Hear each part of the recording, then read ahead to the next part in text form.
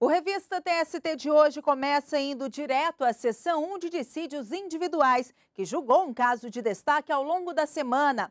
E quem acompanhou a sessão e traz mais informações é a repórter Luana Carvalho. Olá, Luana. Olá, Ana. O caso é sobre um trabalhador de uma empresa de transporte de passageiros de São Paulo que recorreu à justiça pedindo o restabelecimento do plano de saúde. De acordo com o processo, o empregado sofreu um acidente de trabalho e foi afastado das atividades. Cerca de 5 anos depois, o auxílio-doença previdenciário foi convertido em aposentadoria por invalidez. E, a partir daí, o trabalhador só teve direito ao plano de saúde por mais 180 dias. Em primeira instância, o pedido para restabelecer o seguro-saúde foi negado. O entendimento foi que a limitação do prazo do benefício após a aposentadoria por invalidez está prevista em convenção coletiva de trabalho. O empregado, então, recorreu ao Tribunal Regional do Trabalho da 2ª Região, em São Paulo, que reformou a sentença. Veja o desfecho do caso na reportagem. O Tribunal Regional do Trabalho na capital paulista condenou a empresa a restabelecer o plano de saúde do empregado, além de arcar integralmente com o valor mensal do benefício até o fim da aposentadoria por invalidez. Para o regional, independentemente do acordo celebrado em convenção coletiva, o trabalhador teria direito à manutenção do plano, porque o contrato de trabalho não foi rompido. A cláusula 14 da convenção estabelecia que, no caso de empregado com mais de 1 ano de inscrição no plano de saúde e que tenha sido afastado por auxílio-doença ou em decorrência de acidente de trabalho, teria direito ao benefício do convênio médico pelo prazo de 180 dias a partir da data de afastamento. A empresa então recorreu ao TST e a 4ª turma teve outro entendimento. Para os ministros, não existe determinação legal para que o empregador institua ou mantenha plano de saúde para os empregados. E, por isso, a suspensão determinada por meio da negociação coletiva deveria ser respeitada.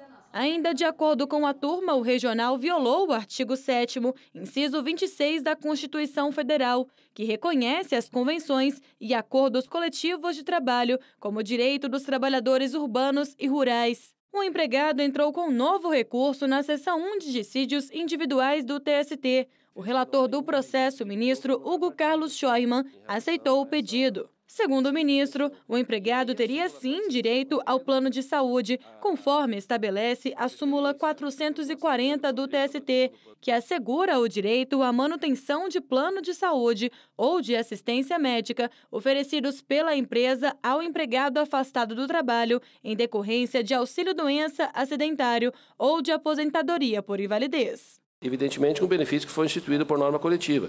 E o que se discute, em síntese, é a validade dessa suspensão após esse prazo. Eu penso que, se permanece o auxílio-doença ou aposentadoria do trabalhador, não elimina aí a sua necessidade de manter esse plano de saúde nestes momentos.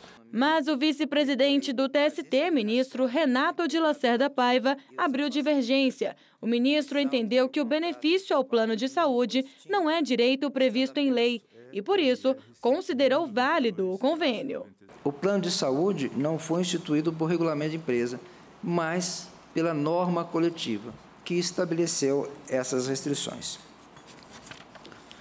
Assim, se não há na legislação vigente nenhuma norma que impõe essa obrigação de reclamado instituir e manter plano de saúde a seus empregados, a sua estipulação, limitação e supressão via negociação coletiva, na hipótese, por meio de convenção coletiva de trabalho, deve ser fielmente cumpridas, conforme pactuado. O ministro Márcio Eurico Vitral Amaro teve o mesmo entendimento da divergência. Para o ministro, se trata de uma cláusula benéfica ao trabalhador, que se estende para além do que é estabelecido pelas normas jurídicas. Eu também não vislumbro contrariedade à súmula 440, entendendo que deva prevalecer aqui a observância do artigo 7º, 26 da Constituição Federal. Por isso, eu peço vênia ao eminente relator para acompanhar a divergência.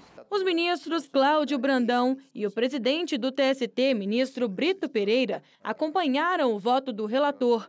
Para os ministros, a cláusula que limita o prazo para o uso do plano de saúde é inválida, já que o empregado sofreu um acidente de trabalho. É certo que a empresa não tem a obrigação de instituir plano, mas também é certo que, em se tratando de benefício decorrente de acidente de trabalho, ela está obrigada à garantia de todas as despesas efetuadas em decorrência do acidente por conta da reparação integral. E como já havia plano de saúde, a cláusula limitadora, meu sentir, com a vênia do ministro Renato, autor do voto divergente, fere esse princípio da reparação integral e, além de outros tantos, de proteção e resgate à integridade da saúde do trabalhador acidentado no trabalho. Essa cláusula é expressa a indicar o momento de maior necessidade do empregado afastado por auxílio-doença decorrente de acidente de trabalho.